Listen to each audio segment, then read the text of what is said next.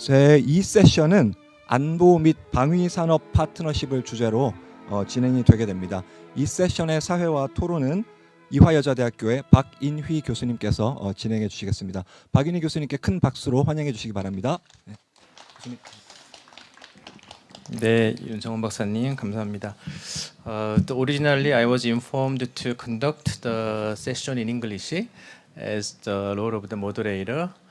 Considering the language of the audience, and also I completely trust the the interpretation, the people who are doing the interpretation. I will do my role in Korean.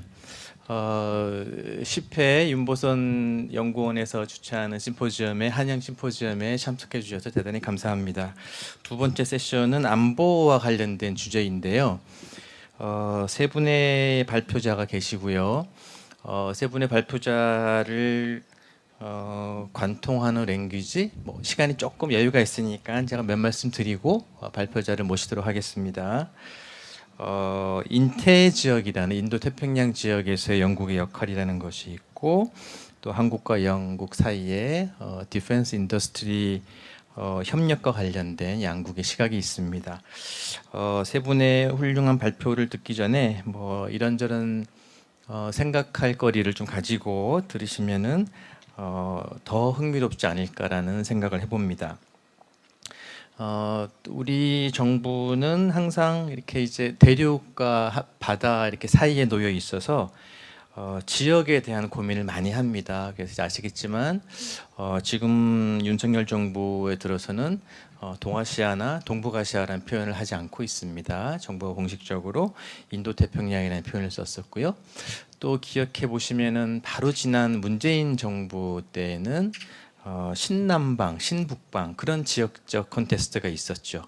문재인 정부에서는 인도-태평양이나 이런 표현을 전혀 정부 차원에서 쓰지 않았었죠.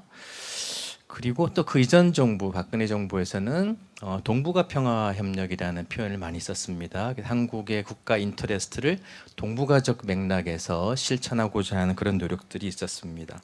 또 그 이전에는 이명박 정부에서는 이제 글로벌 코리아라는 매우 큰 표현으로 45개 국가와 FTA를 임기 5년 동안에 진행을 하면서 한국의 국제화에 큰 또 역할을 하는 그런 경험이 있습니다. 그래서 매 정부마다 한국의 지역적 맥락을 커넥션을 뭘로 가져가느냐 매우 중요한데, 우리 지금 정부는 윤석열 정부는 인태 지역으로 가져가고 있습니다. 왜 그럴까? 그게 우리한테 어떤 게 더 좋을까? 이런 생각을 함께 하시면서 또 더더군다나 인태 지역은 혹시 중국을 배제하자는 건가? 이런 또 궁금증도 가지시면서 또 미국과 영국 사이에 전통적인 협력이 있는데 인태 지역에 영국이 들어오는 게 무슨 의미지? 언론에서 많이 보시겠지만 오커스 이런 미니 레터럴리즘으로 지금 영국이 인태에 들어오고 있습니다. 그런 게 무슨 의미인지 한번 생각해 보시는 게 또 첫 번째 세션에 굉장히 큰 도움이 될 것 같고요. 또 인더스트리는 방산협력도 흥미로운 아주 핫한 그런 주제입니다. 더더군다나 지난주에 신문에 크게 일면에 마크롱 프랑스 대통령이 EU 상임위에 연설해서 연설한 장소가 소르본 대학인가 그렇던데요. 제가 기억이 맞다면은 한국의 방산이 너무 커지니까 유럽 국가들에게 한국 방산 도와주지 말자고 그런 메시지를 던져서 또 국내에 큰 뉴스가 되곤 했습니다. 자유민주주의를 강조하고 우리 정부가 세계 평화를 기여하자고 하는 건데 방산 수출을 하는 게 맥락이 어떻게 연결되는 거지? 이런 궁금증을 일반 사람들은 가지실 수 있어요. 적극적으로 해석을 해서 아주 강력한 그런 방어 체계를 갖추는 것이 평화를 더 적극적으로 견인한다. 이런 아주 또 적극적인 해석도 있을 수 있고 또 그렇지 않을 수도 있고요. 그래서 그런 것들에 대한 아주 흥미롭고 아주 시의적절한 그런 주제들이 모여 있습니다. 시간이 좀 충분해서 따로 지정 토론이 있는 건 아니어서 발표를 해주시는 세 분께서는 한 20분에서 25분 정도 충분히 설명해 주시면 되겠습니다. 그러면은 저랑 또 아주 깊은 인연이 있는 뭐 글쎄요 이미 다 큰 우리 저 박사님인데 학부를 저한테 배운 제자이기도 한 킹스칼리지에서 중견국가 뭐 외교 정책 이런 걸로 학위를 받았고요. 지금 열심히 공부하고 있는 신진학자입니다. 김세미 박사를 스피커 포디움으로 모시겠습니다. 큰 박수 부탁드리겠습니다. 네.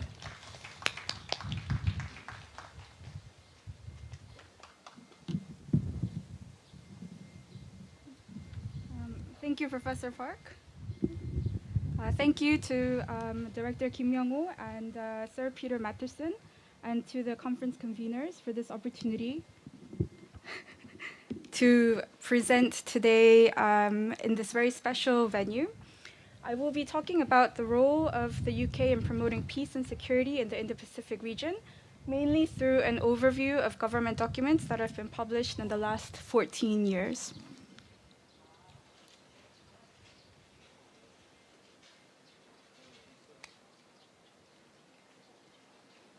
Sorry.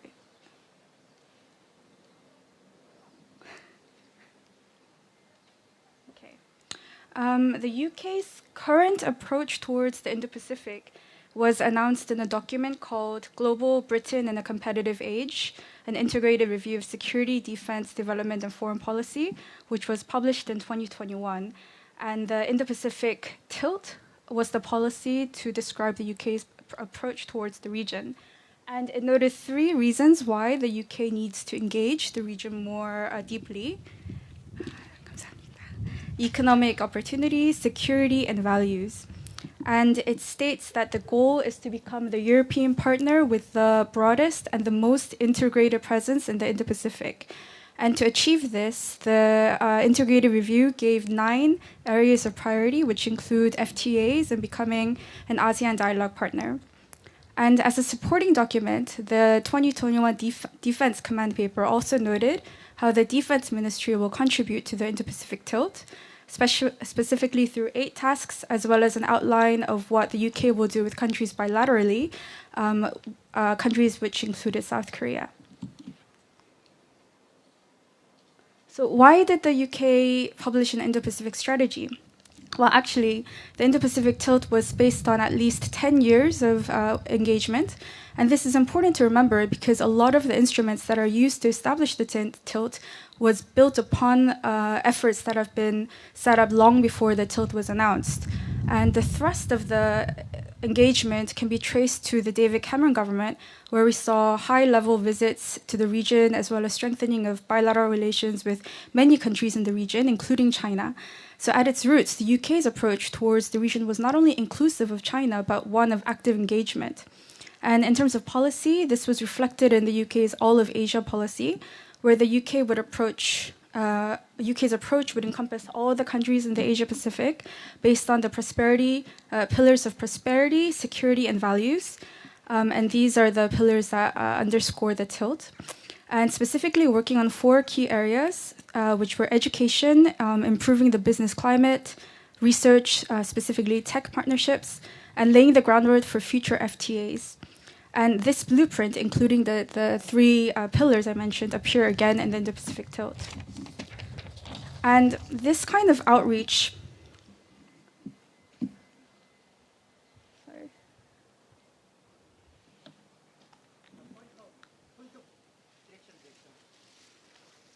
This kind of outreach showed the UK's desire to deepen ties with the region, motivated by interest in diversifying economic relations on one hand, but also by a growing perception of China as a global power.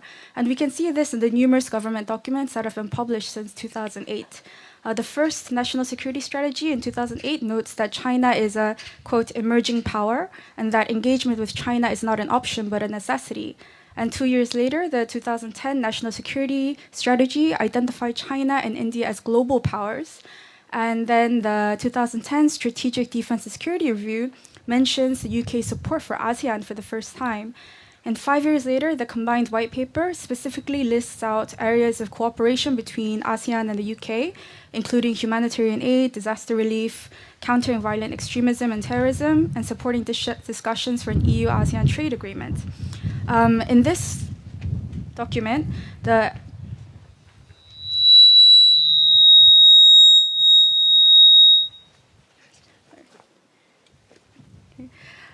in this document, the five-power defense arrangement is mentioned for the first time, and it notes here in the 2015 document that the FPDA, the five-power defense arrangement, represents the UK's commitment to peace and security in the region.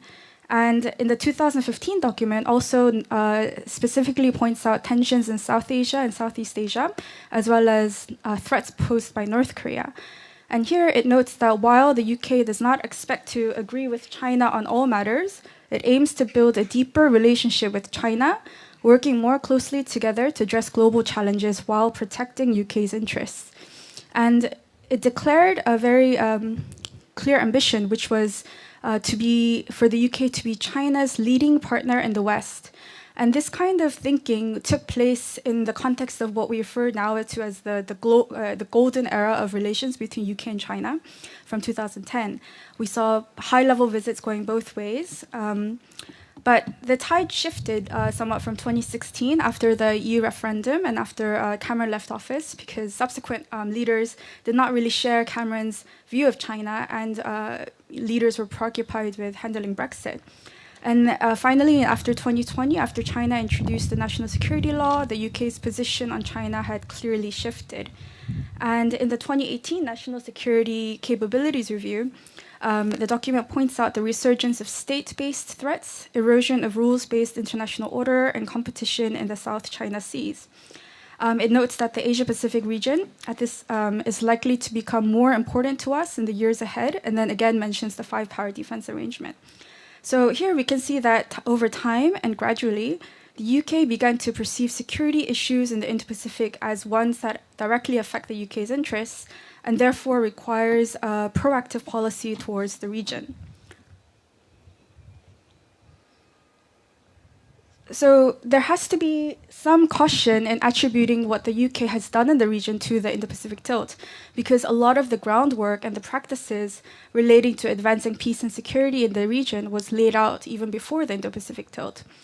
For example, the UK was a founding member of Five Eyes. It was a founding member of the Five-Power Defense Arrangement.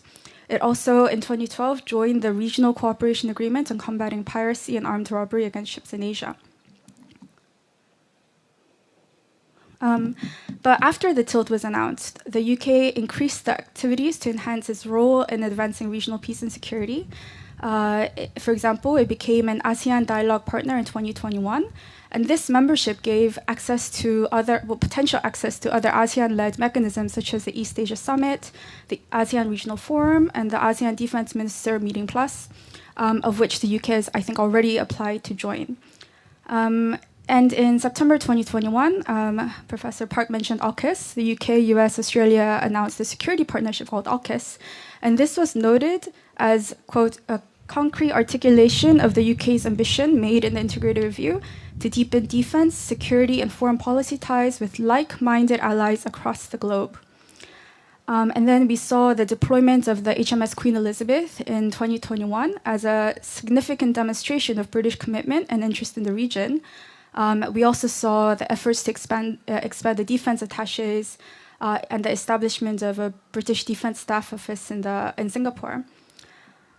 We also saw promotion of peace and security through the projection of values such as the rule of law, democracy, free speech, and human rights. And promotion of values is seen as an integral aspect of UK's national security. For example, the Integrated Review 2021 says that Britain will be safer if our values are upheld and respected. And in practice, we saw this in how criticisms of China's human rights abuses against the Uyghurs, the criticisms against the imposition of the national security law to stifle dissent in Hong Kong, and the strong response to the Myanmar crisis. There have also been efforts to boost bilateral cooperation with numerous countries in the region through activities such as joint military exercises. And one example is the UK-South Korea joint military exercise in last November, which involved more than 2,000 personnel from both countries.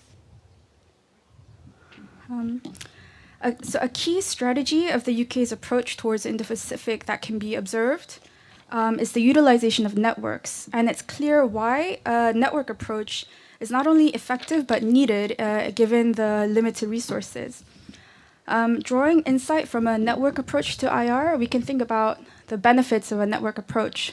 For example, if an actor, in this case, the UK, is deeply embedded in a network, it can acquire status and social power, and this will allow the UK to have access to other networks and also shape the flow of resources such as information that goes into the network.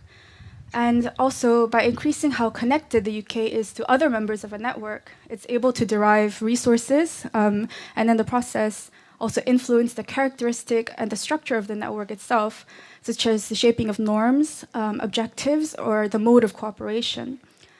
And when we look at the overall distribution of ties among states in the network, and the UK can enhance its power vis-a-vis other states, other nodes, if it has ties to a state that is not so deeply connected. And this is a way that the UK can exercise leverage by acting as a broker. And in the Indo-Pacific tilt, strategies related to the use of networks can be thought of into three categories. The first is the UK joining existing networks, and this includes becoming an ASEAN dialogue partner or joining the CPTPP. And then the second strategy is to strengthen old networks to which the UK is a member in both minilateral and bilateral ways. And the minilateral network includes, as I mentioned, Five Eyes, the FPDA, G7, and the Pacific Islands Forum. Excuse me. And entertaining the option of expanding these exclusive networks, as the UK has done for G7 or Five Eyes, this enhances the perceived social power of the UK. Enhancement of bilateral relations include the Reciprocal Access Agreement Treaty with Japan, as was mentioned, the Downing Street Accords, and a new partnership with strategic partnership with Singapore, and UK-Indonesia Partnership Roadmap. And the third strategy is to create new networks, such as AUKUS, the Global Combat Air Program, and Partners in the Blue Pacific, but also the creation of new bilateral frameworks, specifically targeting activities in the Indo-Pacific. And this includes the discussion with France to establish a permanent European presence through coordinated carrier deployments. So in order to enhance the UK's level of connectedness in the network so that it can increase its influence and acquire social power, it's important to expand networks, like we've seen, creating new ones or increasing membership in existing ones. So here, an important question is, who should the UK cooperate with in expanding these networks? From a network theory perspective, there are several factors that lead a node to expand its network with a particular country node. And in this case, it's factors, the attributes of other states that make them attractive partner for the UK to expand its partnership with. The concept of preferential attachment suggests that actors that have more connections are likely to receive new connections. So if a country is well connected, they're likely to attract more connections. For example, Australia and the US are frequent partners with the UK in various fields. Node fitness is the idea that actors that have a uniquely attractive feature make them more likely to be asked to connect. Geographic considerations are actors that are located in strategically advantageous places. Homophily is the idea that nodes that share commonalities, common characteristics may be natural partners for expansion. If we compare the networks that were put in place before the Indo-Pacific tilt and those that were placed after, we can make some interesting observations. Networks that were made before the tilt, such as Five Eyes and FPDA, have in common that they share common characteristics as belonging to the Western group of states. In fact, the 2021 Defense Command Paper noted that the Five Eyes is a group of like-minded allies with a shared view of threat, and that the UK's partnership with Canada, Australia, and New Zealand will be at the heart of the Indo-Pacific tilt. Or they are composed of members from the Commonwealth, such as Malaysia and Singapore. On the other hand, strategies that were made after the tilt include efforts to expand the membership of existing networks, such as G7, AUKUS, and FPDA. And this is based on grounded on the strong knitted group of shared characteristics, as well as the creation of new networks with new partners, minilateral such as Japan and Italy in the GCAP. And another observation is, after the tilt, is the emphasis on establishing a physical presence to sort of ground these networks. And this includes the establishment of defense attaches across in the Pacific region.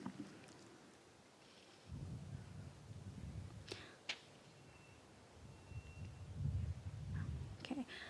When the Indo-Pacific tilt was first announced, there were concerns that it was an overstretch of resources. For example, it was noted that despite the new security commitments made, there was no detail where the resources would come from, and that there would be a danger of overcommitment without the ability to deliver on what they commit.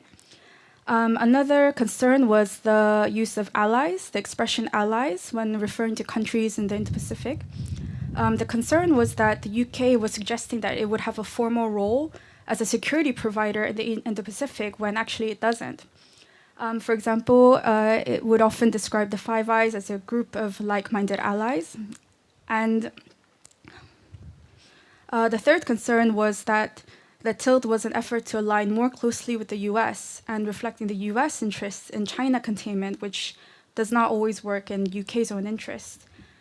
The fourth concern was weak public support. According to a poll conducted in January 21, only 18% of the UK public supported deploying UK security and defense resources to contain China's aggression in the Indo-Pacific. So 2 years later, after the 2021 Integrated Review was published, both documents were updated to reflect the world events that took place, namely the war in Europe. And the refresh, so they're called the refresh, Integrated Review refresh. And it reflected many of these concerns.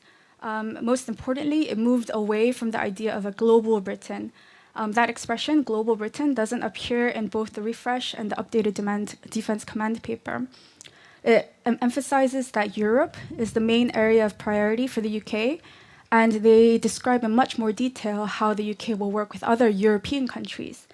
The word allies is used much more conservatively and cautiously in the updated refresh. For example, in the 2021 Integrated Review, allies is mentioned 68 times, while the refresh mentions 35 times. Also, the Five Eyes is described as partners or groupings rather than allies. And concerning the Indo-Pacific tilt specifically, the refresh says that the Indo-Pacific tilt was achieved, it was completed, and that it was completed through mostly non-military instruments, such as diplomacy, trade, development, technological exchanges, and engagement. It states that the tilt was not meant to be a military or defense strategy.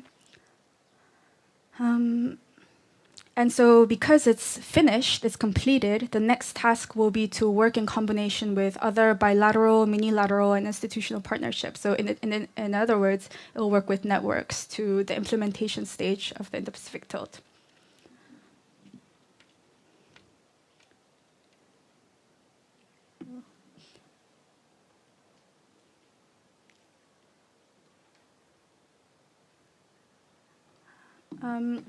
The refresh was published in 2023, and concerning the critiques of the refresh, we can see it from the reports that were published by the Foreign Affairs Committee and the Defense Committee in the House of Commons, which was published in July and October last year. The Foreign Affairs Committee reports the overarching it questions the strategy of the tilt, noting that there's no explanation of the outcomes that the government expects from the tilt. There's a lack of long-term objectives, and it fails to meaningfully deter the risks coming from China. And the Defense Committee's report is more direct, saying that it's not been achieved, and that in order to truly achieve it, there needs to be more resources such as money, equipment, and personnel. So there's an ongoing tension about the UK's role in promoting peace and security in the Indo-Pacific, particularly as it relates to the UK's China policy approach and the level of commitment the UK should demonstrate in the form of resources.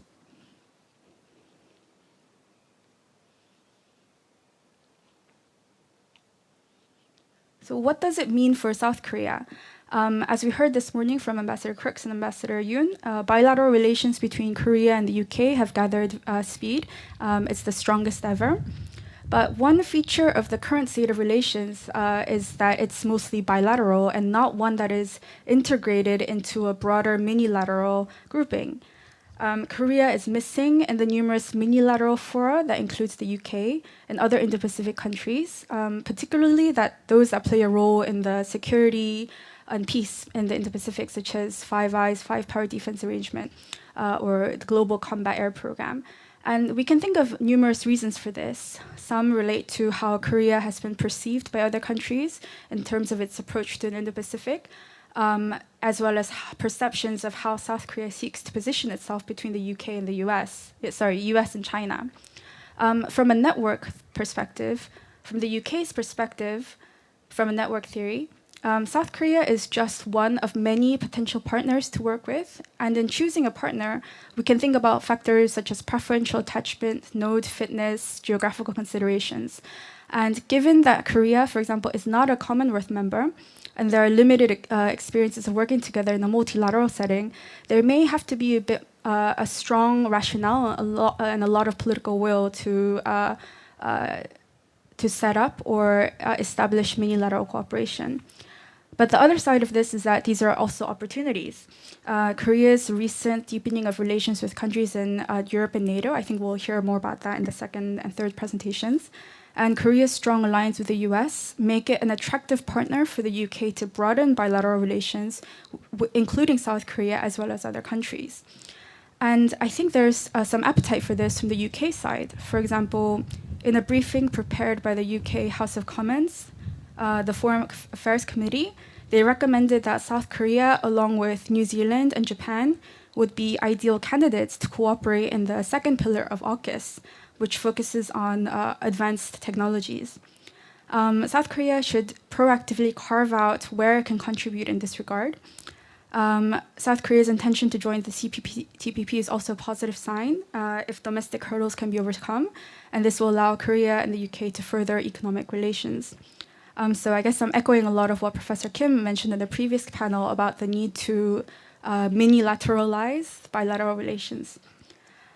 Furthermore, South Korea can also help the UK develop its relatively weak North Korea aspect of the Indo-Pacific tilt. In the discussion of where and how the UK can contribute to the process of North Korea's denuclearization, the UK's approach towards North Korea in the two integrated reviews that were published in 2021 and 2023 actually became more ambiguous. In the 2021, it says that the UK will, quote, remain the most engaged non-regional partner on denuclearization and on sanctions enforcement, but the refreshed version just says that North Korea should show restraint and work towards peace. And that the UK is clear that its nuclear and weapons program must be dismantled. So the updated version, there's no discussion on how the UK will be engaged in the process or how the UK will work with partners to support this issue.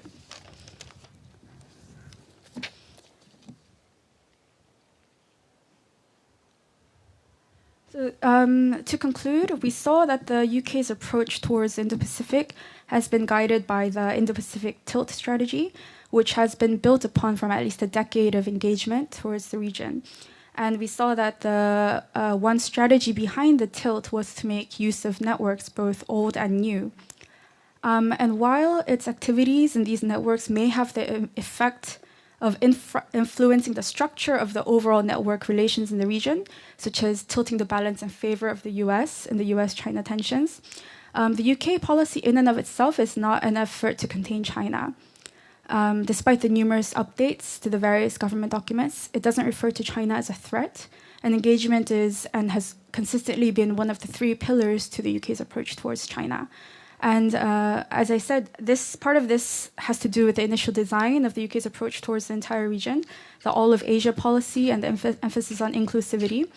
It can also be explained by domestic factors such as individual leadership during the Cameron government, domestic political issues such as Brexit. But from a network perspective, continuing to hold on to relations with China and continued efforts at engagement is one aspect of giving it an edge compared to other countries such as the US and their strategies which maintain a more antagonistic posture towards China. And so this also offers opportunities for closer ties with South Korea, as I said, to minilateralize or broaden their bilateral relations in a broader, more networked setting. Thank you.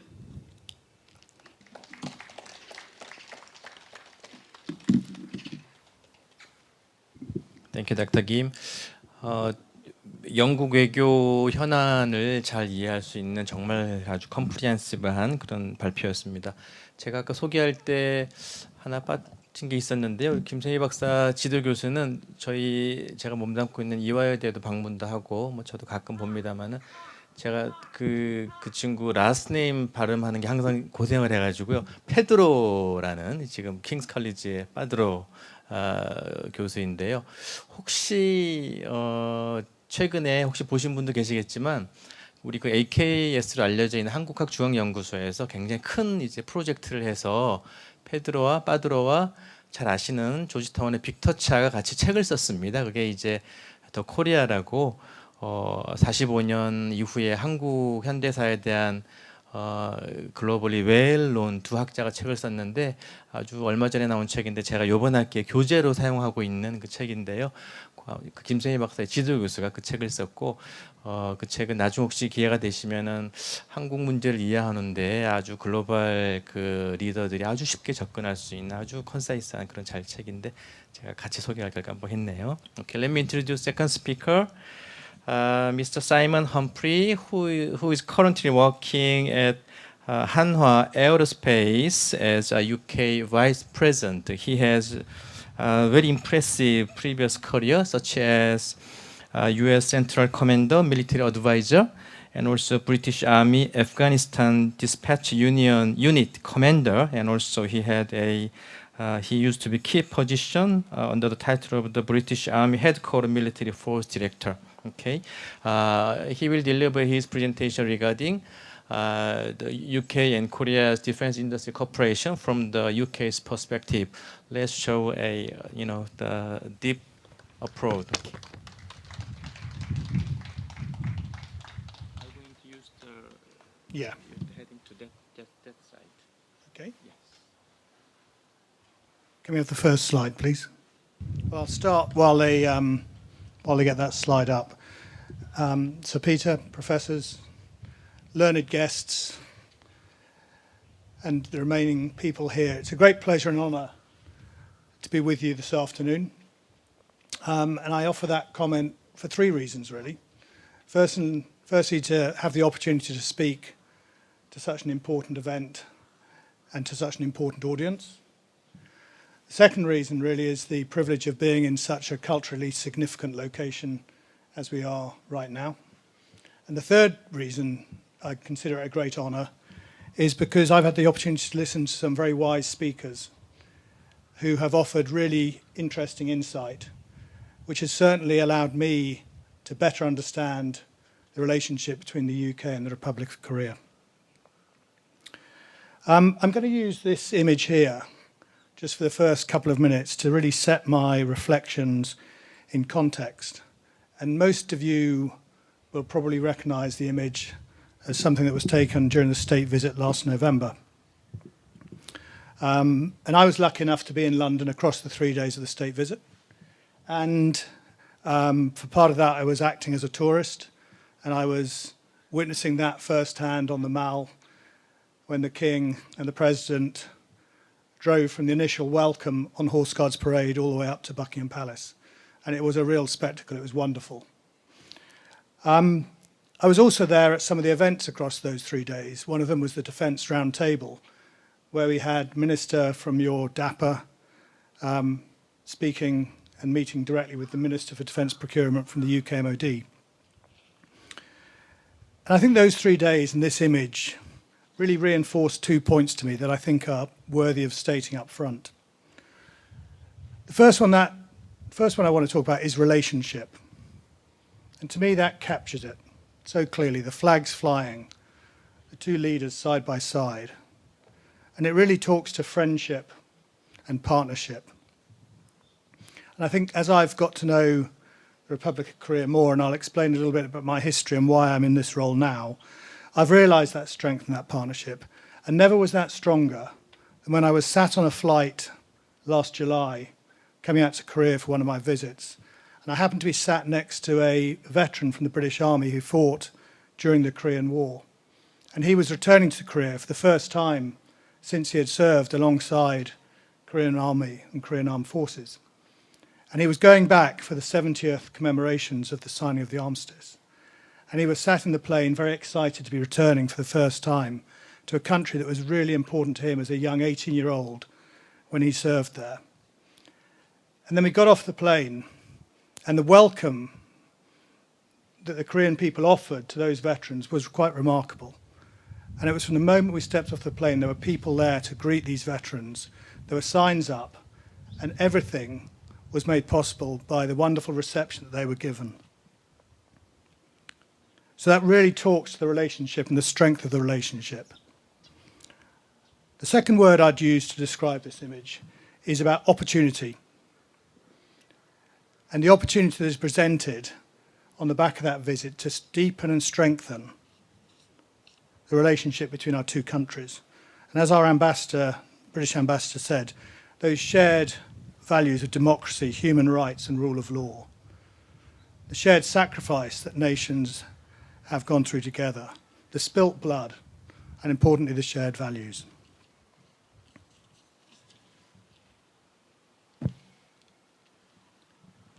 That's the topic I've been asked to talk about. The context is that I'm going to offer personal reflections. These are not the reflections of my company, Hanwha Aerospace, although I don't think they'd disagree with them. And they're not any form of statements from the UK government. They are my personal reflections, and I would describe them very much as a practitioner's view. They're not rich in academic analysis, but they're really the lived experience of working at the coalface of the relationship. And I will admit that they are views that are formed from a very relatively brief relationship with the Republic of Korea. So I'm open to challenge. Things I may say you may not agree with. And I would welcome that approach when we get to the point of questions and answers.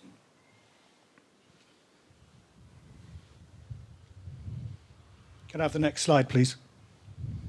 Let's just set the context of who I am. I was a professional soldier for 36 years, serving in the British Army, and you can see on that slide the sorts of things I did across that career. A lot of time spent on operations, away from home. Most recently, I commanded British forces in Afghanistan in 2018, and that included the command of a NATO task force. So I absolutely recognise the importance of working with partners and allies in our armed forces. I worked for a stint in our Ministry of Defence, which is our strategic military headquarters, and I was working right at the edge between politics and military, the pole mill join. And it was a fascinating time to be in defence, where we had a change of government. We conducted a strategic and defence security review. So things were quite mobile across that period. I did a spell in acquisition, which is probably one of the reasons I'm in the role I'm in now. This was about strategic gap analysis, strategic balance of investment, working out what we needed to buy. And then finally, the last comment on there is that I was responsible for programme delivery. So actually, once we decided to commit to something, it was trying to build that relationship between the user, the army, the buyer, which is our defence acquisition organisation, and the builder, industry. And that's always a difficult relationship to build, to manage those three things. I left the army 3 years ago and joined Hanwha about 18 months ago. Before that, I'd been doing some consulting into them. And that's why I find myself here now, because I work for Hanwha Aerospace. I'm their sole employee currently in the UK, as they look to build a relationship with the UK and establish their business over in the UK. I want to start by looking backwards very quickly and try and give you a feel for how UK defence acquisition happens. The comment there is one I would stand by and defend, is that generally we're pretty awful at doing defence acquisition. Every 5 years, you can guarantee that there will be a headline in the newspaper describing the terrible mess we've made of spending a lot of public money on something that doesn't work, that's arrived too late, or has considerably overrun in terms of its cost. We therefore have a tendency to immediately change things when it doesn't work. So we have this constant process of review and rewrite and reorganisation. I'll give you a very quick example. We went through a massive defence review in 2011, 2012, where we restructured defence. It took about 4 or 5 years for that restructuring to actually take place and people to get comfortable with how it operated. So that took us to about 2016. Right now, we're going through that process again because we've realised that it doesn't work very well. So in the next 12 to 24 months, we will probably restructure yet again. Defence industry in the UK is a horrible place to work. There are no friends in defence industry. It's about survival of the fittest. And whilst you might partner with a company on one thing, on the next thing you'll be a competitor. And when I come to some of the comments later on about how Korea can be as effective as possible in that environment, you need to hold that point in your mind. People in the UK don't want a Korean company to come in and take their business. And so therefore, to find that entry point, you have to work very hard at achieving it. And I've hinted already about performance, cost, and time. Those are the metrics, the factors that most people consider in project management. The UK will continually deliver projects with reduced performance against the original requirement, with a cost overrun, and late. So those things are performance, cost, and time, how we measure our progress, and normally it's not very good. This is an important couple of moments to talk about how the UK is now looking at defence acquisition. Because for Korea, it's important to understand those factors if you wish to be successful. The two documents shown on the right-hand side are recently issued documents, the Integrated Procurement Model about 2.5 months ago, the Land Industrial Strategy about 2.5 years ago. There is some overlap across both documents. But the 7 key things that I'd draw to your attention. The first one is that the UK government now prioritises the exportability of something it buys over most other things in the decision-making process. So what export sales will it realise for the UK if we decide to go ahead and purchase that bit of equipment? So this is where a Korean company, the government of Korea, and the UK can really work well together by sharing their markets, by co-developing products. The brilliance of the Koreans doing mass production on time, on cost, alongside some of the technical brilliance of the UK, finding that export market that both have access to, that makes it very compelling for the UK government. We have a significant shortage in the UK of what we call STEM, so science, technology, engineering, maths. And so the government is encouraging industry to be innovative in how it tackles technical and capability challenges. I've always seen Korea as a country that does that really well, seizes technical opportunity.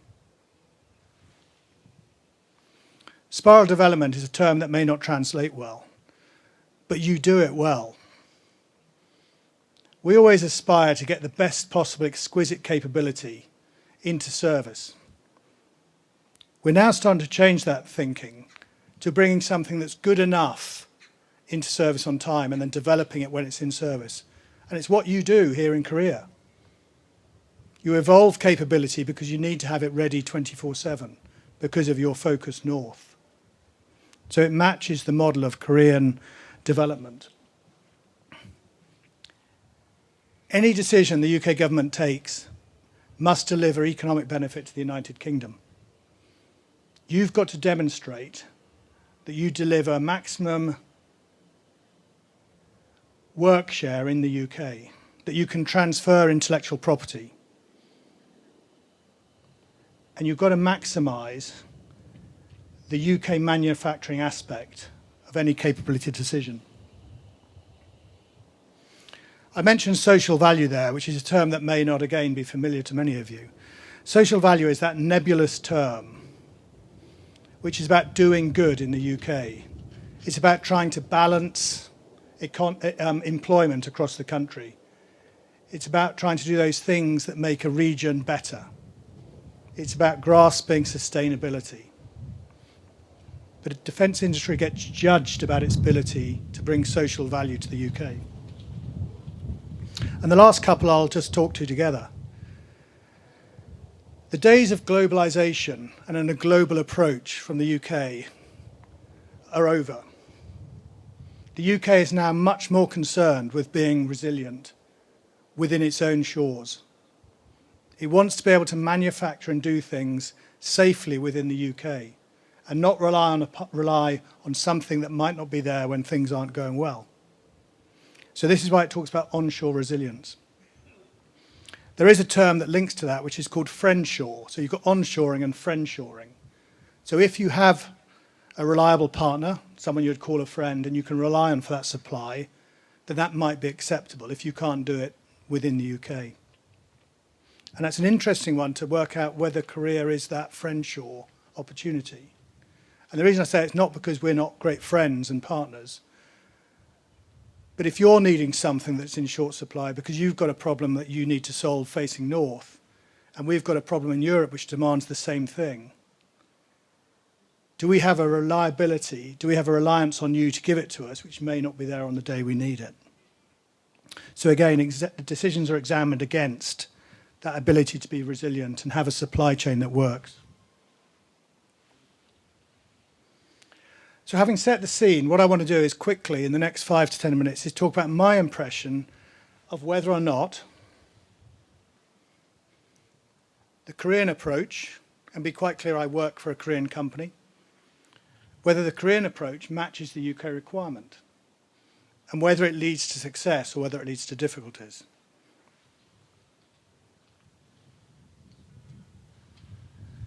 So, you might think that if you've got a brilliant product, and the image on the right-hand side of the screen is a brilliant product, if you've got a brilliant product, you would imagine that would be the thing that would make the UK want to buy it, because it's the best thing for the job.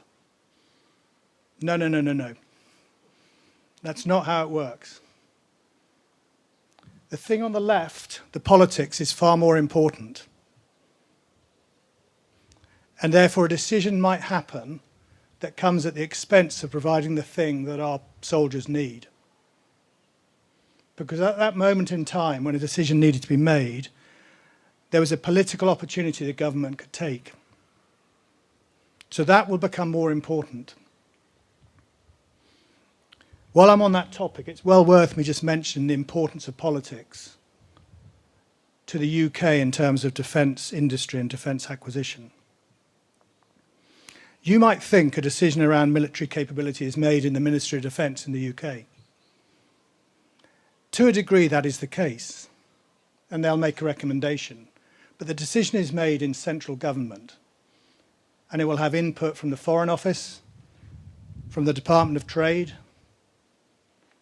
from the Cabinet Office, from the Treasury, and ultimately from the Prime Minister, number 10. So therefore, if you are trying to influence a UK decision, do not leave it to industry alone or your defence attaché alone. Government needs to be mobilised in many different directions to influence the outcome. If you don't do that, if we don't do that, if we can't mobilise government, then we will always be on the back foot in decisions. Because I can tell you now that any European government or American government will be doing that influence at a political level. They will not leave it to industry. If we, Hanwha, approach a task or a project as a sales task, rather than a desire to build a partnership which is deep, which is broad, which covers a whole wide range of things, then again we will probably be unsuccessful. The UK want a partner. They want someone who's willing to share risk, share investment. They want someone who's going to bring to them an investment pathway and generate that economic value and economic benefit that I've talked about before. They want to see a long-term relationship.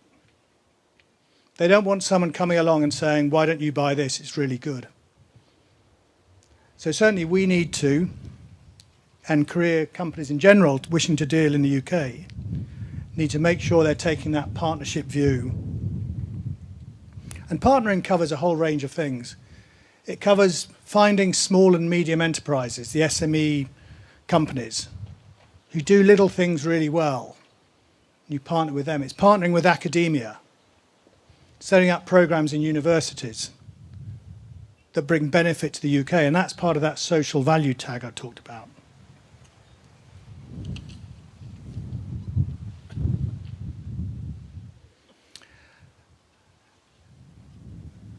My dealings with people in my company, and more widely, Koreans, I'm always struck by the sense of integrity and honesty and respect, the qualities that many of us, just the natural things that you're brought up with. And that is great, and I respect that. It's not something that happens in UK defence industry. And if you go into UK defence industry only ever telling the truth, then I regret to say that, again, you're on the back foot. The UK is more and more, in my opinion, in the post-truth era, both in the political space, but increasingly in industry and potentially in official space as well. So there is a knack to how you exaggerate with honesty, how you make the case and put yourself in a par with everyone else who is doing it.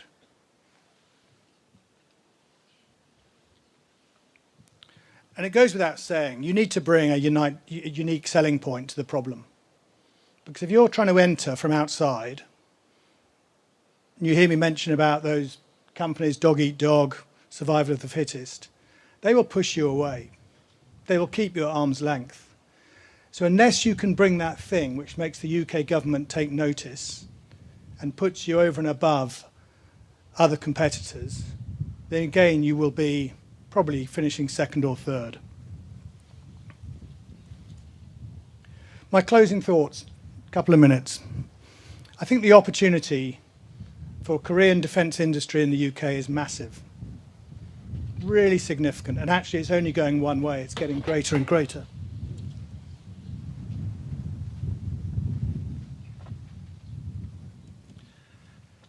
It's getting greater and greater.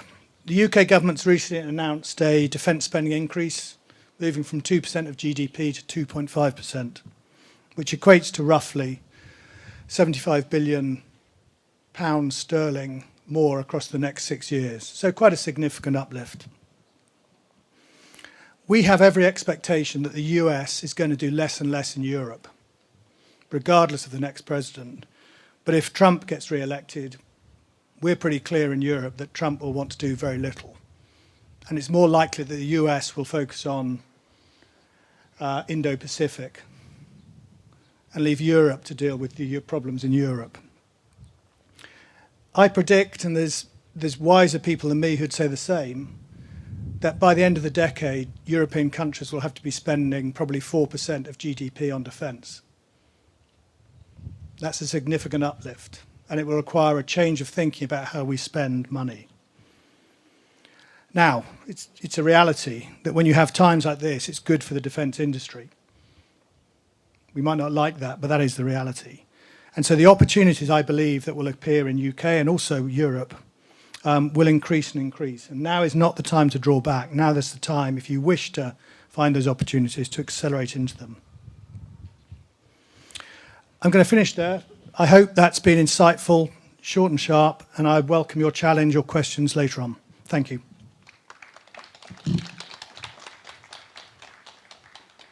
Thank you, Vice President Humphrey. Such a comprehensive and very interesting presentation. 이렇게 하겠습니다. 시간이 조금 여유가 있어서 세 분의 발표 마치면은 제가 세 분께 질문 하나씩 드리고요. 그리고 청중에서 질문이 있으실 수 있으니 뭐 생각을 해보시고 한 2개 정도 질문을 받도록 하겠습니다. 그리고 혹시 그 발표자분들도 서로 궁금한 게 있으면은 뭐 질문 1개 정도 서로 해도 괜찮으실 것 같아요. 생각해 보시고요. 마지막 스피커는 배구열 연세대학교 정외과에 재직하고 있는 교수인데요. 저희 국제정치학 분야에서는 제가 설명이 필요 없는 그런 훌륭한 학자입니다. UCLA에서 학위를 했고요. 글쎄 아카데미컬리 그 연구의 순도가 아주 높을 뿐더러 또 정책적 인플리케이션도 아주 좋아서 지금 국내에서 제일 에너제틱하고 릴라이어블한 그런 국제정치 학자입니다. 다 같이 따뜻하게 맞아주시기 바랍니다. 네. 네, 안녕하세요. 연세대학교 백우열입니다. Thank you for inviting me to this interesting forum. At the same time, the beautiful, splendid weather.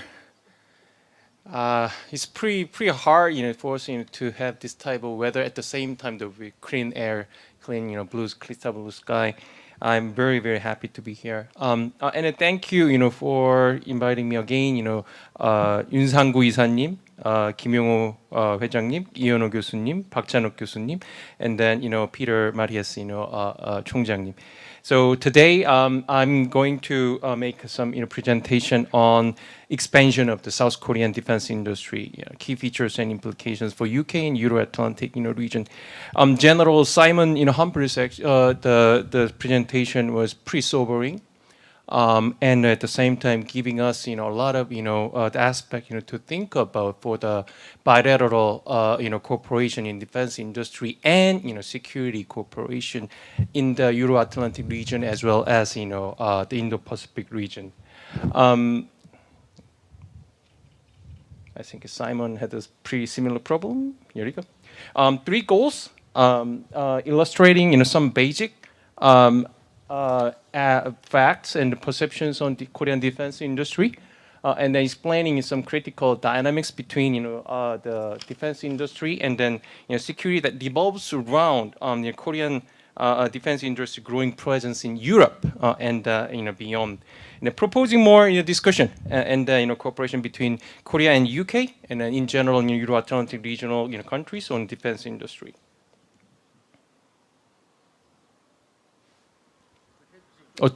Camper? Oh, okay, yeah.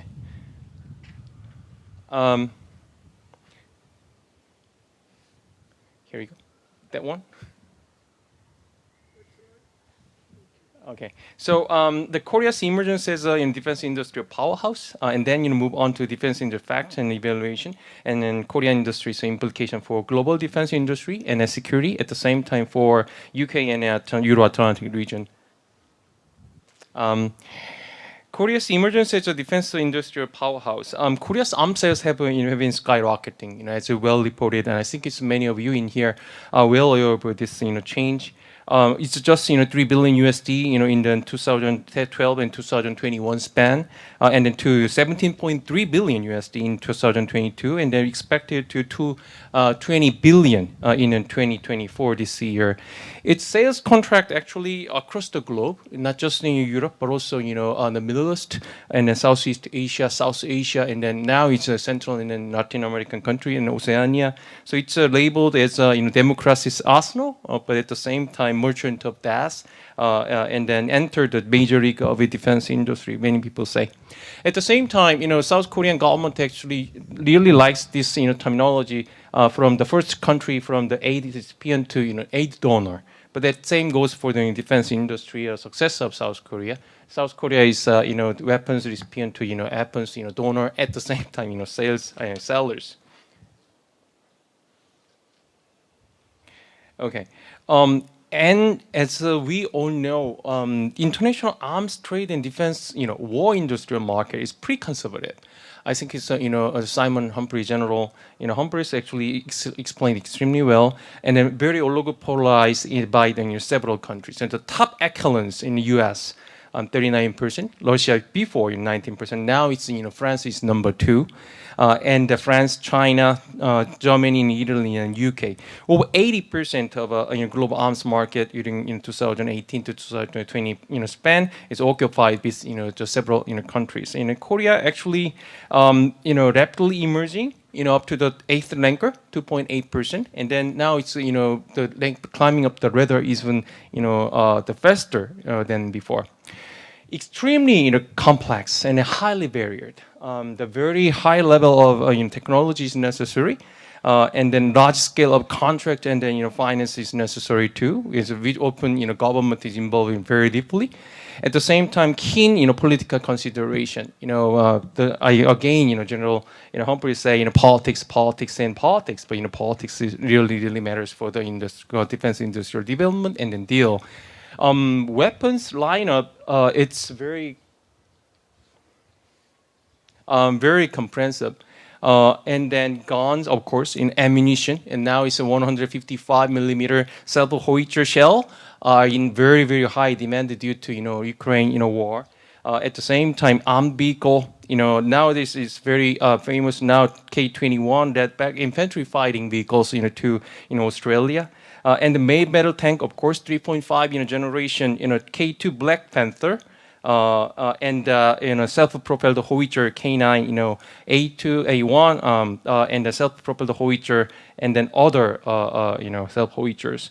And then very famous one is another one is multi-launch rocket system K239 Chunmu MLRS, and the Hyungung anti-missiles and other vehicles and more for the ground weapons.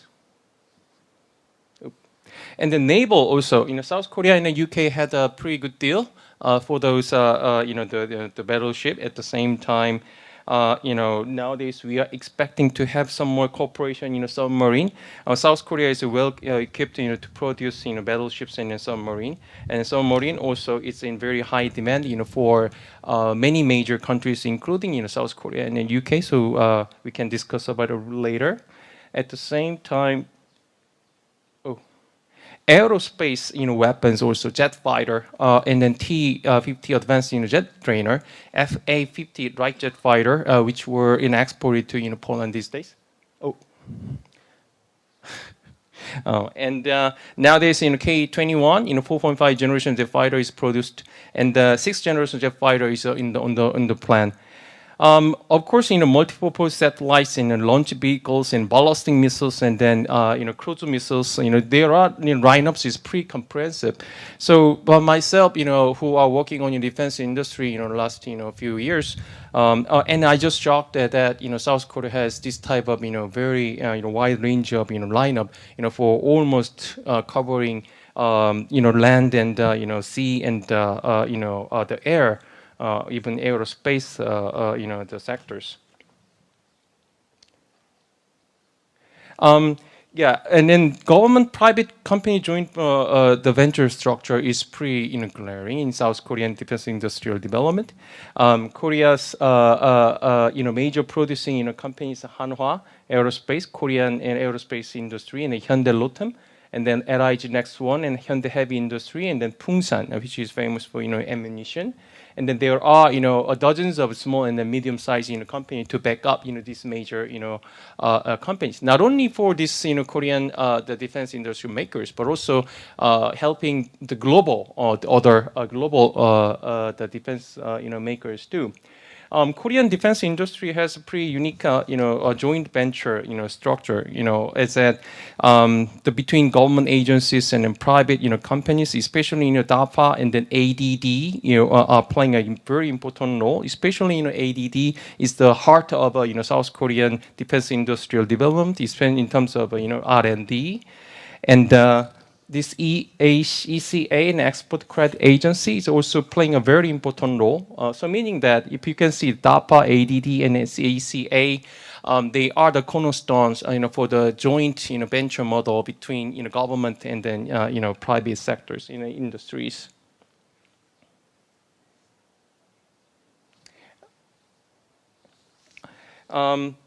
But how has Korea defense industry been able to sustain such a long build-up process since the 1970s? Again, South Korea, probably the Turkey is another exception, to move transform itself, from the just sole importer, to the exporter in the defense industry. But last 5 or 6 decades, South Korea endured quite a long period of defense industrial development. Number one, the most importantly, the military confrontation with North Korea. This is pretty, paradoxical and ironic. Without North Korea, probably South Korean government couldn't, sustain this type of, the effort, to develop and then maintain, defense industrial development. At the same time, international partnerships, especially the United States and other major powers such as, France and Germany, and then UK partly, and then Russia and then Ukraine, and they were very, very important, for South Korea's defense industrial development. And then, of course, this is the most important part from domestic point of view, political point of view. Domestic bipartisan political supports and diplomacy played a large role, but it was not the case for the UK, K9, the self-propelled howitzer case though.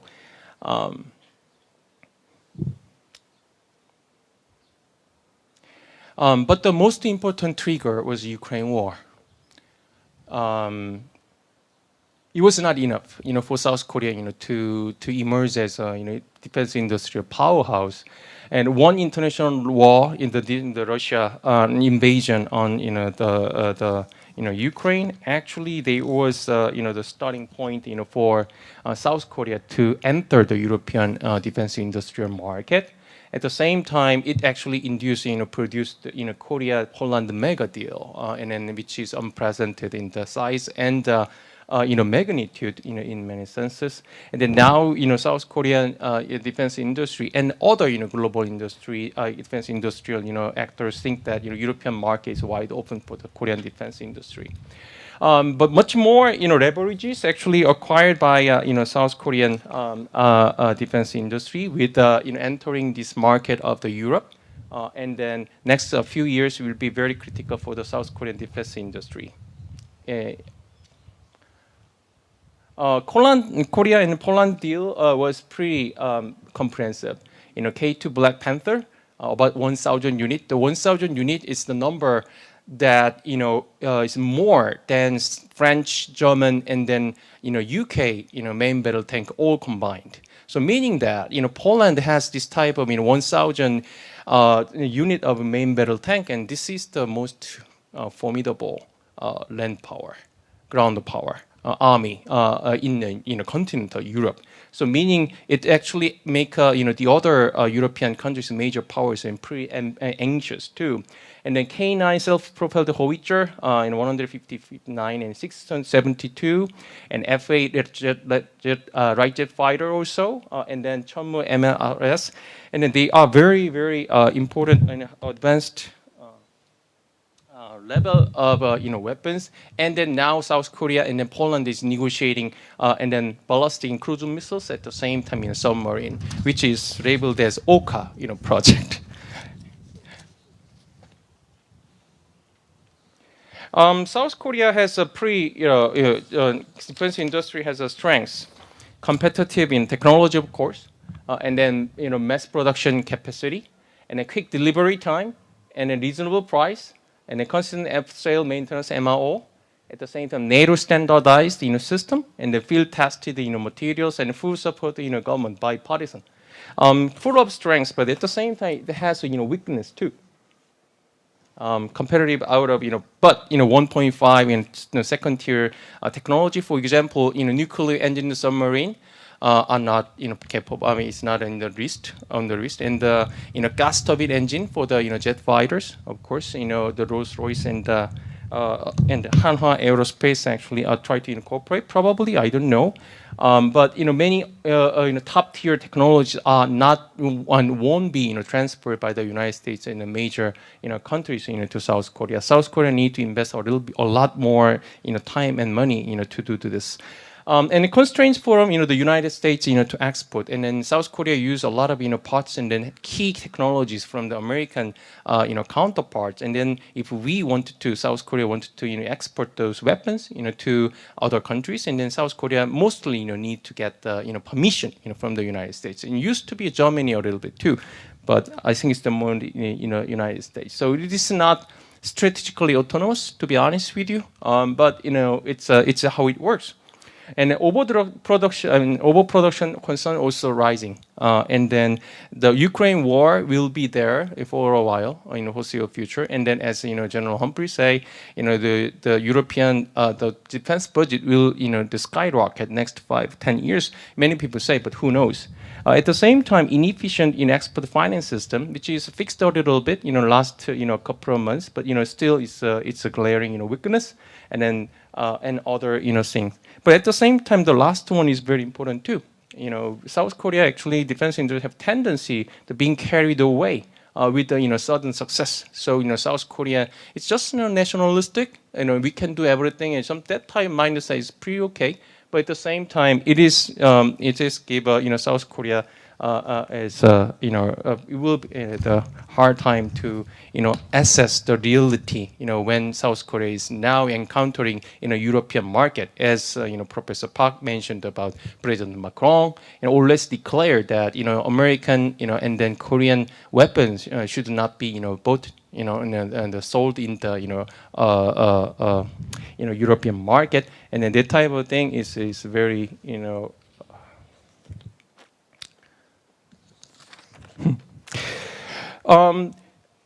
this is another thing. It's likely maintained on foreseeable future. Many obstacles we can expect, and then cooperate with the other middle powers too. And a lot of analysis on the other major countries in possession toward it will be followed.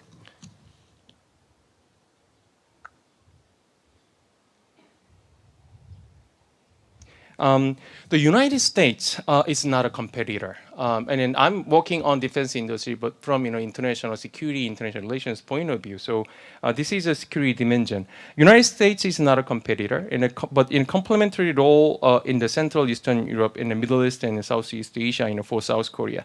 South Korea actually complements the United States in many sectors, but at the same time. Need much more advanced weapons for its own security in East Asia too. So South Korea actually need the United States in many senses. And then France, Germany, and then Italy, and then even probably UK right now need Korean arms sales in European security theater very, very urgently. The Poland and the Romania and then other Central Eastern European countries and Nordic countries are really wanting to buy Korean weapons, because just simply France and Germany and other European countries cannot fill up their arsenal. Especially for the 155 millimeter ammunition, and then for the howitzers and then main battle tank, and on and on and on. So, but at the same time, it's already happening. But likely to regard Korea as a competitor, more in the coming years, and the technology across most sectors and more advanced in South Korea. So meaning that France and Germany and Italy and the UK have a upper hand. France, especially, competing with the Russia for the number 2 spot in the global defense industrial hierarchy, and then Germany already compete with Korea. And then now we have a question for UK. What's the UK's strategic position toward South Korea's defense industry, and then bilateral cooperation. Security implications are glaring, but I will skip this part to show. Yep.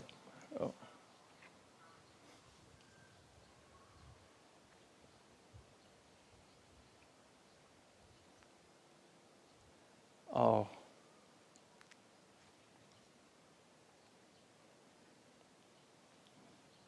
Oh, I skipped this part. Russia also is pretty important. Russia perceives Korea's increasing weapons export in Europe as a negative action, of course, threatened by a military buildup of these post-Soviet countries with the Korea, especially Poland. Poland is so important for South Korean defense industry, and then it's Poland is more capable in terms of military. That actually is no sign for the Russia, which is fighting with the Ukraine and then other NATO members. And then North Korea actually selling weapons to Russia. That's actually countermeasure we can say to the South Korean sales to Poland and other Central and Eastern European country. And then China is not on the Rhine, and then probably China will be concerned about South Korea's defense industrial expansion in the global stage.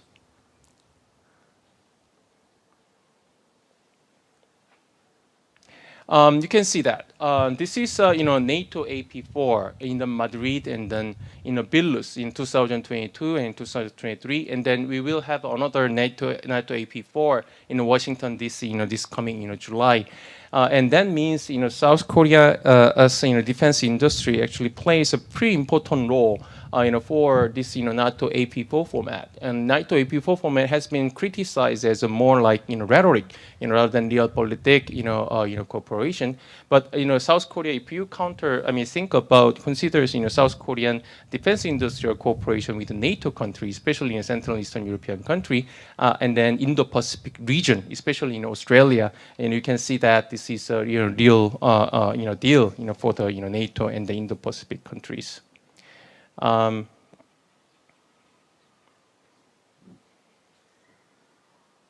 will skip this part, but I think it's another one more time Korea's growing cooperation with Poland, and then especially President Duda. Now Poland has a new government led by the civic teams Donald Tusk. But the former the prime minister, and then now is still the current the President Duda called South Korea as ally. This is pretty remarkable. The Poland, it has nothing to do with South Korea. To be honest with you, from the conventional perspective on the security, but Polish president and high-ranking officials and then political leaders actually label South Korea as ally. That means military ally. That's new to any East Asian countries. Not to mention Japan in contemporary period. South Korea actually emerged as a military security player beyond the defense industrial cooperation between the Euro-Atlantic region and then Indo-Pacific region. So this is pretty important. At the same time, Poland wanted to take advantage of this opportunity, have more leverage over, of course, Russia, but at the same time, France and then Germany and then Italy and then UK too. That means if Poland is more militarily capable, and then two actually, the shoulder to shoulder with the major great power in Europe, and then Poland actually have more leverage over many other things. And then so it's a Poland and then South Korea's relationship. It's a pretty solid ground. At the same time, we'll have even more defense industrial deal along with the nuclear power plant deal, which is a strategic industry. As we can see, nowadays South Korea and other major powers, they actually combine the military, defense industrial and then strategic industrial cooperation, and then that's the trend. And then the Poland and South Korea deal is pretty the one of the best examples right now. And then South Korea and the UK probably he will have a same consideration. Now it's Korea and UK.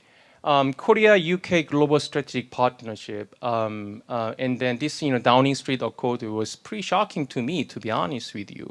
It is sudden, the upgrade for this bilateral security relationship. It is extremely comprehensive, not just in military security, but also economic security and technology security, and climate or the environmental security too. Let me read. Reflecting the new phase of the partnership between our two nations, the UK and South Korea are today signing a new Downing Street Accord to strengthen and deepen our collaboration across security and defense, and then science and technology, and then prosperity and trade and the energy security.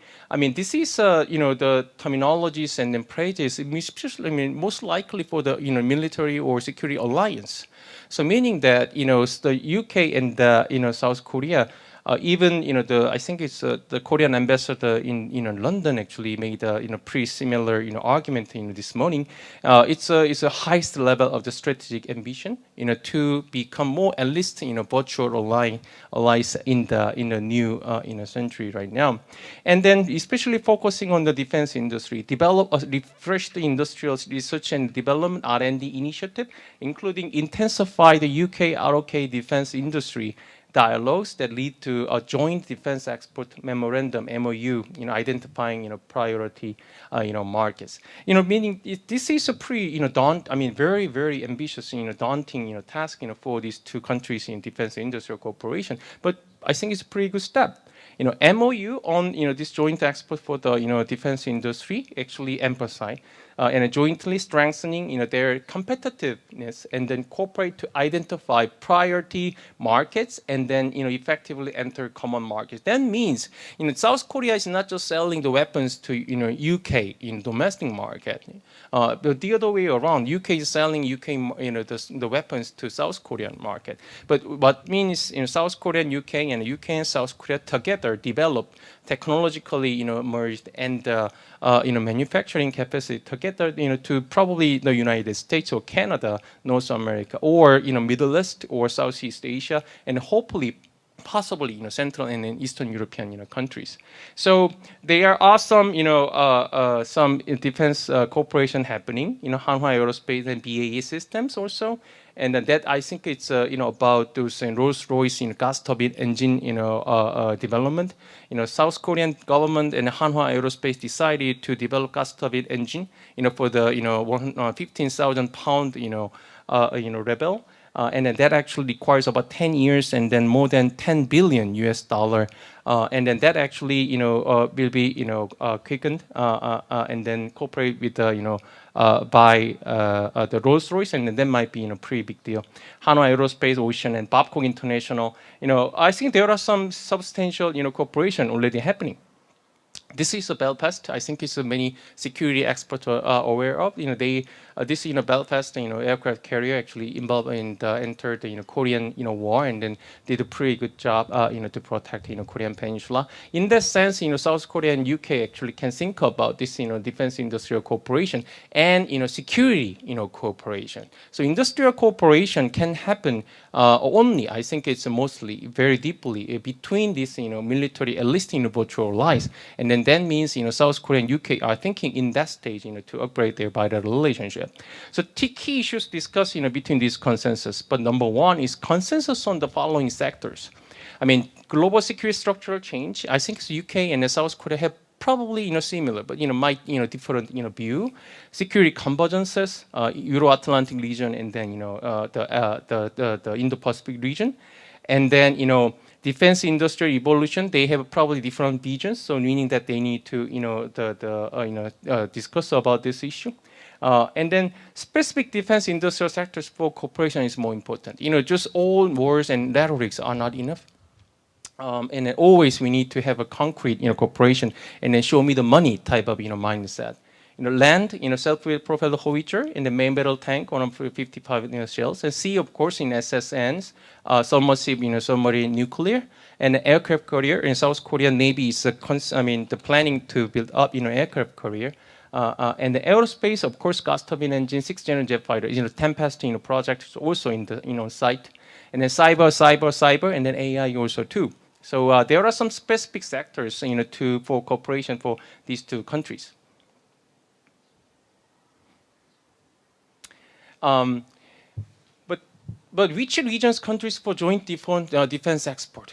This is a very hard thing to say. Korea needs major NATO and the European partners, along with Poland and the United States, to and then build up its own capacity within Europe. Is that same goes for the UK? And then, of course, NATO, perspective, Poland and Central Eastern Europe are the target of South Korean defense industry. But, UK have a willingness or an intention to cooperate, have go to the, this region, Poland and then Central Eastern Europe together. This is a pretty big question mark. It is because, France and then Germany, those top dogs in the defense, European defense industrial, market, they already, rejected the idea in South Korea in the Central and then Eastern European countries in the defense industrial market. But, the thing is, UK has a similar view or different view on the South Korean defense industries cooperation in the, Europe. Might be similar, might be different, and I think we, South Korea and the UK, need to deeply, discuss about this issue. But non-NATO region is more, plausible. The Middle East, South Korea had a very big deal, and then UAE and Saudi Arabia, and then it's on and on and on. And then Southeast Asia and Oceania, of course, in Australia is the primary target. We think about AUKUS. And then North America, the United States, is the largest market, the biggest market. So BAE, America is doing extremely well. But in BAE, America have some intention to cooperate with South Korea in the American market. That might be a big deal for South Korean industrial development. But the thing is, nowadays in EU and then NATO have different view. NATO actually is led by the United States, as we know. And then UK have a pretty complementary role to the United States in the NATO format. And then France, which is arguing the strategic autonomy along with Germany, and a different view on the security issue. And then especially defense industrial cooperation. So if UK actually think about NATO format rather than EU format, I think South Korea and UK have a lot of things to discuss and incorporate. But UK has more EU type of mind. Even of course we know that the UK is not a EU country anymore and after Brexit. But still this is a pretty important the hurdle for South Korea and the UK to really move forward to cooperate with each other. So now we need to think and then get serious about UK and Korea relationship in defense industrial cooperation. Is it really possible? I'm not pretty sure. But I think it's worthwhile for us to think about and invest time and money and energy for the future. Thank you.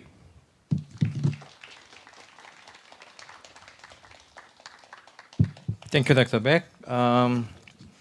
지금 한 7, 8분 남았는데요. 이렇게 하겠습니다. 제가 아까 말씀드렸던 것처럼 질문 하나씩 드리고 청중에서 질문 있으면 추가로 한두 개 받도록 하겠습니다. 언론에서 특히 최근 들어서 방산 하는데 방산 일반에 대한 이해를 높일 수 있었고 또 한국과 영국의 협력 가능성에 대해서도 좋은 설명을 잘 들었습니다. 그리고 또 우리가 아까 제가 잠깐 시작할 때 말씀드렸습니다마는 한국의 지역적 커넥션을 인테로 설정한 거는 굉장히 낯선 일이에요. 그죠? 제가 여쭤보면 여러분들 아마도 대한민국 동북아 국가 또 동남아가 중요해져서 요즘 동아시아 국가 이렇게 이제 리전을 거는데 예전에 우리가 에이펙 노태우 정부 말기 때 에이펙 생길 때 적극적으로 참여하고 또 DJ가 아테아테 그래서 또 대한민국의 내셔널 인터레스트가 아테에 걸렸던 적이 있죠. 지금은 인테에 걸려 있습니다. 그래서 그렇게 우리에게 이렇게 컴포터블한 개념은 아닙니다. 근데 어쨌든 지금 정부는 이제 인테 하니까 김세희 박사가 그걸 발표하는 과정에서 인테가 뭔지, 영국이 인테에 들어오는 게 또 뭔지 이런 걸 우리가 잘 이해할 수 있었습니다. 질문 하나씩 드리죠. 김세희 박사께는 이 자리에 계신 분들도 언론 같은 데서 보셨을 것 같은데요. 국제정치학에는 스파게티 볼 이펙트라는 게 있습니다. 스파게티 볼 이펙트라는 게 있는데요. 전형적으로 지금 우리 정부가 보이고 있는 그런 모습인데 한미동맹 잘해야 되고 또 실질적인 이해관계가 있으니까 일본하고도 잔질해야 되겠고 요즘 글로벌 사우스가 큰다니까 인도하고도 잘 지내야 되겠고 동남아, 베트남, 인도네시아가 앞으로 엄청난 마켓이네 동남아하고도 잘 지내야 되겠고 나토 거기도 이제 우리가 N+1로 나토에 들어가죠. 나토하고도 잘 지내고 싶고 G7이 G20이 될 수도 있네. G7에 가서도 뭘 좀 하고 싶고 이런 거예요. 그러다 보니까 이게 한국의 국가 이익과 외교 정체성이 혼란스러워서 스파게티 볼 안에 다 뒤죽박죽이 되는 그런 현상을 구체정치학에서는 스파게티 볼 이펙트라고 합니다. 김세희 박사의 발표에서 영국이 인태에 들어와서 미국이 하고 있는 그런 거에 또 적극적으로 뭘 하고 싶고, 발표 중에 아세안하고도 잘하고 싶고, G7이라는 기존의 그런 엘리트 리더십도 가져보고 싶고, 뭐 이런 겁니다. 지금 유럽 안에서 브렉시트가 있었지만 또 고유한 프레스티지어스한 그 스테이터스는 또 유지하고 싶고, 그래서 하지만 영국도 외교안보 정책에 투입할 수 있는 리소스는 제한돼 있을 것이고, 또 중국하고도 전통적으로 유럽 국가들은 밸런싱 외교를 하지 않습니까? 그래서 김세희 박사 보시기에 영국이 인태에 살 수 있는 역할의 어떤 그 마지널한 포인트 이런 게 뭔지, 그리고 영국의 외교 정책의 어떤 프라이어리티 이런 것들을 좀 생각을 해보면은 인태와 영국이 커넥션을 맺을 수 있는 그런 뭐 스코프이 어느 정도인지 뭐 그런 거에 대해서 의견을 좀 여쭤보고 싶습니다. 그리고 Vice President Humphrey, I have a question to VP Humphrey. Based on very limited information and knowledge regarding defense industry, I do have a relatively broad question. Considering the uniqueness of the defense industry, I'm pretty sure there should be some difference, clear differences and uniqueness, something from semiconductor industry or shipbuilding industry, whatever. So, according to my understanding, to have a deeper cooperation between UK and Korea, we have to consider some extra variables or factors, such as both countries have a close alliance partnership with the US and the China factor as well. And also President Macron mentioned that we have to more encourage the European defense producers, etc. So what are the extra variables other than between only the two countries' national interest, according to your experience and knowledge? So please share your data and information. 그리고 배구열 박사께는 아주 작은 3개 질문을 제가 평소에 궁금했던 걸 좀 드리고 싶은데요. 제가 언론에서 한 몇 번 봤는데 미국에서 한국이나 대만에 파는 하이텍 무기가 아니면은 볼륨에 비해서 한국이 수출하거나 하는 그런 볼륨에 비해서 그렇게 큰 이익이 남는 게 아니라는 그런 기사를 제가 여러 번 접했어요. 미국이 파는 그런 하이텍 테크놀로지의 웨폰이 아닌 한 그게 사실인지, 우리는 그런 걸 극복할 수 있는 역량이 있는지, 그게 첫 번째 질문이고요. 두 번째 질문은 아까 제가 말씀드렸지만, 아니 평화하자 지금 대통령이 무너지는 자유주의 국제 질서를 대한민국이 세워야 된다, 민주주의 자유주의 이런 걸 외치는 상황에 무기를 셀링하는 게 이게 뭐 이렇게 쉽게 우리가 받아들일 수 있는 건지, 뭐 그런 거 하나 또 가볍게 여쭤보고 싶고, 그 다음에 이제 마지막으로는 이게 이제 인더스트리가 항상 붐이 있잖아요. 십 빌딩도 올라갔다가 내려갔다가 지금 다시 올라가고 있고, 한국이 좀 좋아지고 있고, 컨덕터도 그렇고, 다른 인더스트리하고 달리 이 밀리터리 인더스트리는 올라가고 내려가면은 내려갔을 때 이게 전환이 안 될 것 같아요. 다른 뭐 이렇게 한번 침체가 되면 그냥 그게 그 인프라가 끝나버린다든지 다시 뭐 이렇게 그런 생각이 좀 드는데, 이렇게 환경의 변화에 따른 그런 베리에이션 어떻게 대처할 수 있는지 그런 거를 좀 여쭤보고 싶습니다. I'm gonna give to the three speakers only 2 or 3 minutes. Okay, sorry about that. And then I'm gonna have another 1 or 2 questions from the general audience. Okay, Dr. Kim, please. Thank you very much for the question. So I think the question has a lot to do with the sustainability of the Indo-Pacific tilt, and from where we stand right now, the sustainability of the tilt is not guaranteed. It's far from certain, and there are numerous factors that might shift the tide either way. Domestic budget constraints is one. General elections, which will likely happen at the end of the year, is another.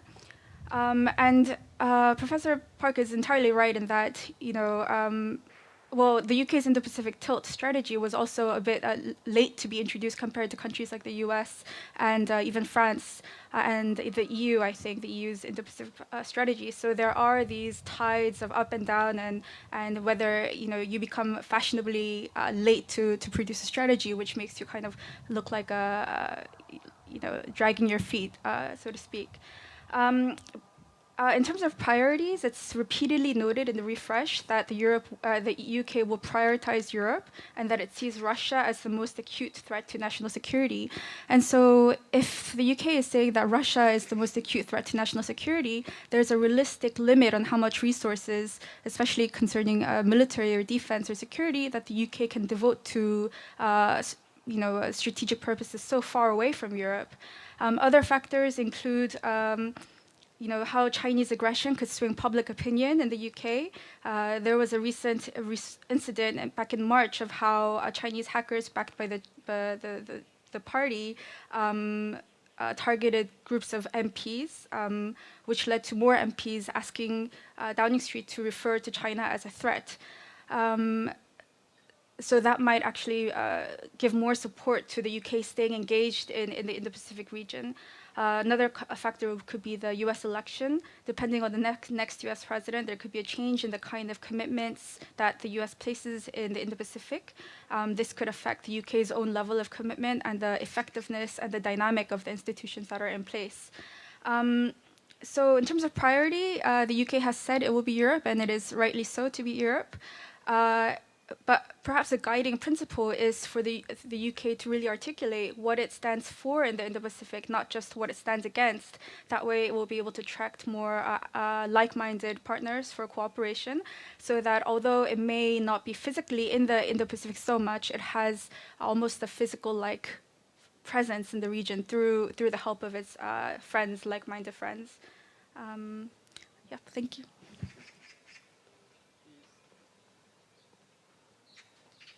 Yeah, well, thank you for the question. It's a great question. And I agree that if we're sat here looking at the problem through a lens of a bilateral relationship, we're missing the wider global nuances that will drive behaviours, I think.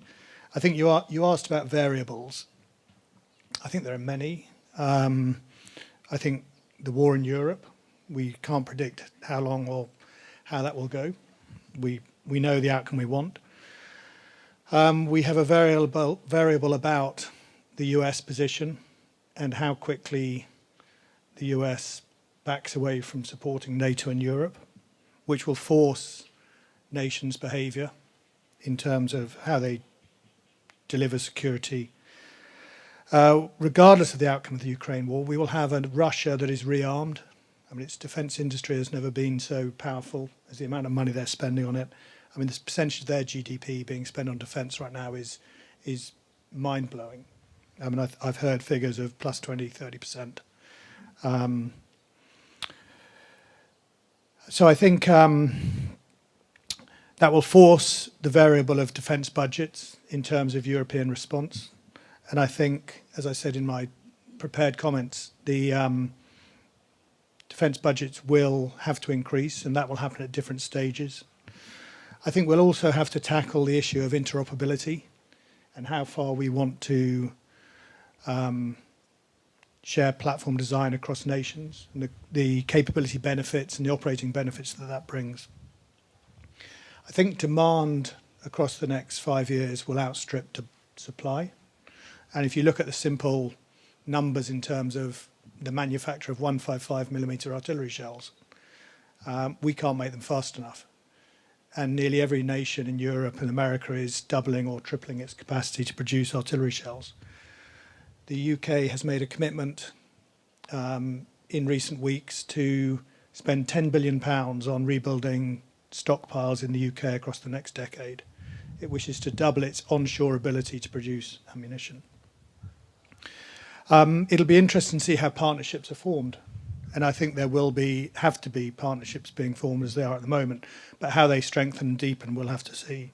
And I think if I then bring that round and finish with how that might affect Korean industry, I think the really interesting thing is whether Korean industry can keep up with the demands that are being placed on it. Korean defence industry has a hugely positive reputation around the world for its ability to mass produce high quality products at a good cost and on time. I think if it slips away from that position, then I think it will quickly impact nations' desire to continue to deal with Korea. I mean, that probably goes without saying. But I guess what I am saying is that Korean defence industry is going to have to realise that very quickly, that this demand signal will only go up, and they need to be able to react to that by increasing their ability to deliver.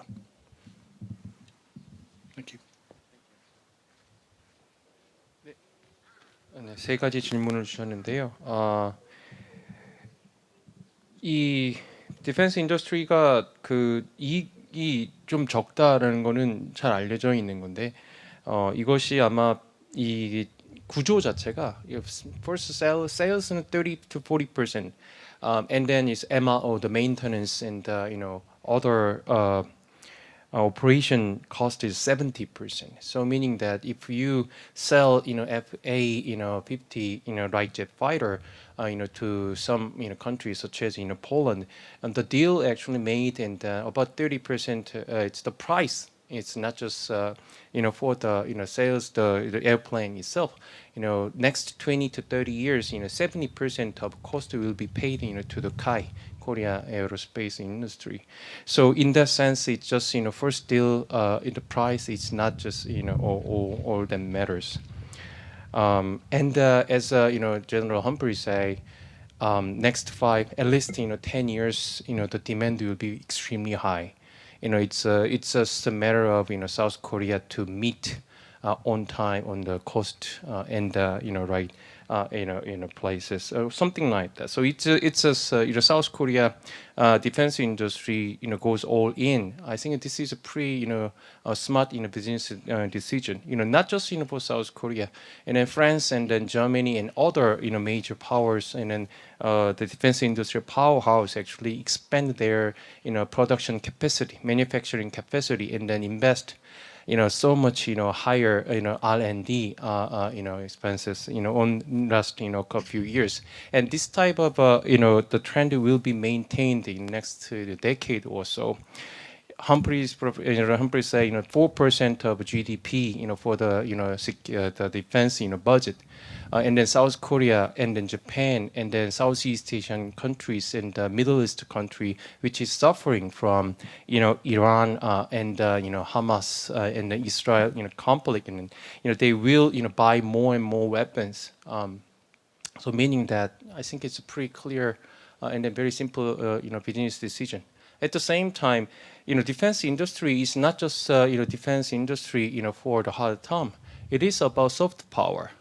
The defense industrial expansion, or the status at the elite level in the global hierarchy, this is the complete missing piece, the last piece for South Korea's soft power.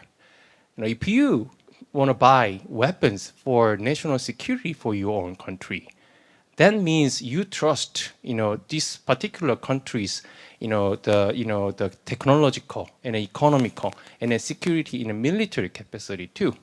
That means that actually boosts South Korea along with other major Western countries to the top echelon of the global powers. And in that sense, it's pretty good deal. And that actually lead us to the second question.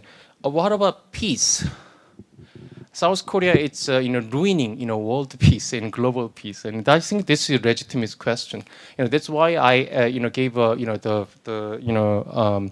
comparison from my talk for the very first time at the beginning of my talk. The arsenal of democracy is a praise for South Korea to protect those countries in the liberal democratic country against authoritarian dictatorship such as Russia. And then as we say repeat again and again, these Western major powers are not capable of producing enough weapons to support Ukraine right now, and that means South Korea and other countries, liberal democratic countries, need to step up because China won't sell their weapons to Ukraine. Okay, I mean that type of mindset and then approach is pretty valid. But the other way around, I mean, just merchant of death is also the right nickname, for South Korea. I mean, I think this is for sure. But the thing is, if you take a look at the other countries such as the United States, France, and Italy, and Germany, and especially in the UK, they are the major producers of weapons. They are major sellers of weapons, which happen to liberal democratic country which wanted to stay. I mean, maintain the liberal international order. Okay, so meaning that South Korea is belong to that type of group, which actually justify the criticism as a merchant of death. A cycle, of course, and I think this already I answered the question. Defense industrial demand will be high at least next decade or so. And then that means South Korean industry, whether it's Hanwha Aerospace, Hanwha Ocean, or KEIA, or Hyundai Rotem, and then LI's next one, and other small medium-sized enterprises, they don't need to worry about the demand. They have a lot of places to sell their products. Next decade or so, then need to think about overproduction problem, and probably 2030, 35. That's my question. Okay, thank you. 아유, 제가 시간 관리를 좀 실패했습니다. 그래도 제가 말씀을 드렸으니 질문 하나만 받아볼까요? 내가 이거 오늘 질문 안 하면 집에 가서 잠 못 잔다. 그런 분 계세요? 질문 하나 받아볼까요? 네, 없으세요? 그러면은 마무리하겠습니다. 제가 이렇게 좀 간이하고 있어서 괜히 드리는 말씀이 아니고 이렇게 10년간 세계 유수의 대학과 국제회의를 할 수 있는 이렇게 순수한 프라이빗 기관은 국내에 없다고 보시면 됩니다. 아주 규모가 큰 전문 학술 단체가 하거나 아니면 정부의 지원을 받는 국제 연구기관들이 하거나 하지 이렇게 윤보선 민주주의연구원에서 일관되게 중요한 문제의식을 가지고 국제회의를 10년째 하고 있는 것은 굉장히 큰 한국 사회에 큰 의미가 있는 보람이 있는 일이 아닐 수 없습니다. 특히 제가 늘 학생들한테 하는 얘기인데요. 아시아에 한 50여 개 나라 있는데 근대 국가가 가졌던 두 개의 꿈. 첫 번째 꿈은 먹고 사는 문제. 두 번째 꿈은 민주주의 하는 문제. 18세기, 19세기에는 근대는 시작했지만 유럽도 가난했으니까요. 그래서 50개 아시아 국가 중에서 먹고 사는 문제와 민주주의를 해결한 나라는 저는 일본보다 우리 민주주의가 훨씬 앞섰다고 생각하니까 대한민국밖에 없다라고 얘기를 하고 있습니다.